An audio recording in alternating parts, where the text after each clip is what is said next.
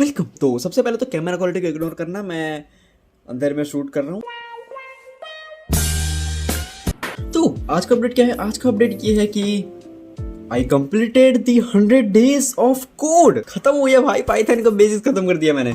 तो बेसिक खत्म किया, ठीक है। तो अगर तुम ये सोच रहे हो कि कोड विथ एरे का तुमने कोर्स कर दिया, पाइथन तुमको आ गया, तुम गॉड हो, तुम्हें सब आता। कुछ नहीं आता तुमको, कुछ नहीं आता, ठीक है। फाइनल एक लाइन में आंसर बताओ तो हाँ, अगर तुम्हें बेसिक्स जानने हैं, तुम्हें सब कुछ जानना है क्या होता है कोडिंग, तो ये कोर्स मैं तुम्हें रेकमेंड ज़रूर करूँगा।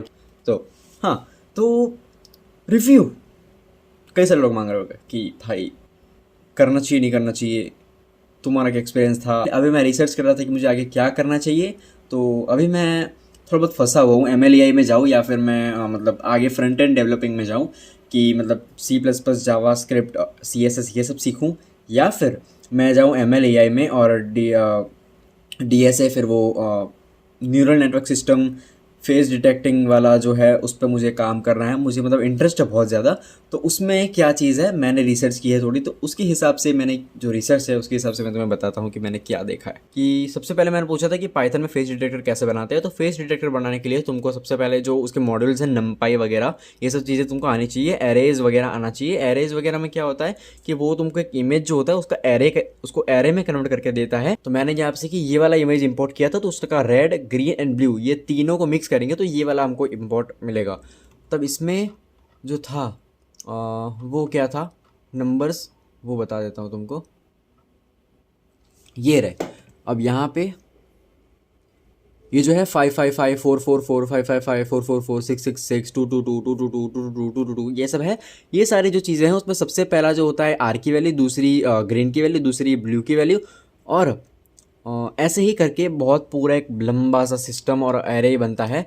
तो इसको हम लोग कहते हैं पूरा एक एरे, जिसके वजह से एक इमेज बनती है। इसके ऊपर हम लोग डेटा एनालिसिस करते हैं और सारी नमपाई वगैरह जो भी है सारा डेटा एनालिसिस करते हैं। मैटप्लॉटलिब का इस्तेमाल वगैरह वो सब चीज़ें होती है। जैसे कंप्यूटर जो होता है वो डिटेक्ट करता है कि कहाँ पे शार्प है, कहाँ पे एजेस है, मतलब कहाँ पे फिर एजेस नहीं है। जैसे कि ये तुम मेरा नाक देख रहे हो, अब फिर ये मेरी स्पेक्स पे जो तुम रिफ्लेक्शन देख रहे हो उसके अचानक से नीचे जाओगे तो अचानक से काला काला हो जाएगा, यहाँ से अचानक से ब्राइट हो जाएगा। तो ये जो ब्राइट और ब्लैक का डिफरेंस है, तो जो ब्राइट और ब्लैक का डिफरेंस है, तो इसमें क्या होता है कि उसको नंबर्स पता होते हैं। जैसे कि ब्लैक का जैसे कि 0 है और वाइट का 255 है। तो जैसे कि अगर अचानक से 0 से 255 जाएगा तो उसको पता चलेगा कि यहाँ पे एक एज है, तो अचानक से ब्लैक से वाइट हो रहा है, तो यानी कि एक बाउंड्री है वहाँ पे। तो इससे फेस डिटेक्शन, फिर ये सब चीज़ें, जैसे कि तुमने टेस्ला में देखा होगा भाई, ऐसी टेस्ला गाड़ी जा रही है, सब डिटेक्ट कर रहा है, इधर गाड़ी जा रही है, उधर गाड़ी जा रही है, यहाँ पे ये सब है। वो कैसे होता है? न्यूरल नेटवर्क्स एडवांस चीज़ है। अगर तुम्हारे शॉर्ट डेटा है, छोटे छोटे डेटा है, तो उसके लिए SVM यूज़ होता है।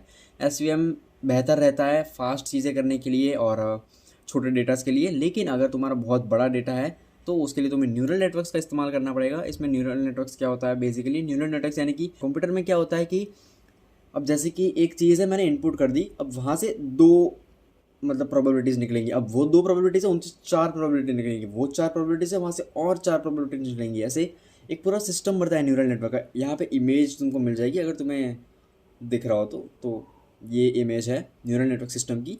तो ऐसे करके हमें एक सिंगल आउटपुट मिलता है। तो इसके लिए MLEI एंड ये सब चीज़ें सीखनी पड़ती है।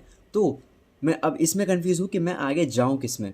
तो मैं तो अपडेट करता रहूँगा कि क्या है क्या नहीं। तो अभी मैंने क्या सोचा है तो वो मैं खुद सोच ही रहा हूँ। तो अगर तुम्हारे पास कुछ आइडियाज़ है, कुछ है चीज़ें, तो तुम मुझे शेयर कर सकते हो, मुझे कमेंट सेक्शन में बता सकते हो कि मैं आगे किस चीज़ में जा सकता हूँ। बाकी मैं रिसर्च तो कर ही रहा हूँ, जो फिर मुझे सही लगेगा वो मैं करूँगा। तब तक के लिए गुड बाय एंड धन्यवाद, बाय।